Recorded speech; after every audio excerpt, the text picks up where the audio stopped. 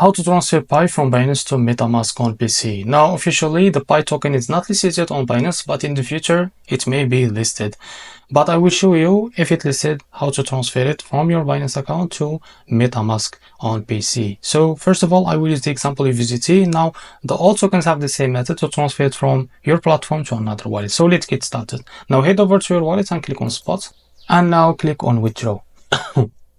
In the search bar, search for your token. It will be, for this example, USDT. Now click on your token. Now set the network first of all. As you can see, click on network and set it as the BIP20. Now to get the address, you need to open your MetaMask. Now after you open your MetaMask, before that, make sure to install the extension in your browser and log into your wallet first. Now first of all, you need to set the network as the BNB Smart Chain because you set it here as the BNB Smart Chain. Now after that, if you can see your token here, USDT, now click on these three dots. Now click on import token and search for a token. It will be, in this case, USDT. Now click on your token and click on next. Now to get to withdrawal address, I'm going to click on import of that token. Just search for it. As you can see, this is, now click on it. Now click on receive from here. Send the swap. Now as you can see, you can, the contract address, you can copy it from here.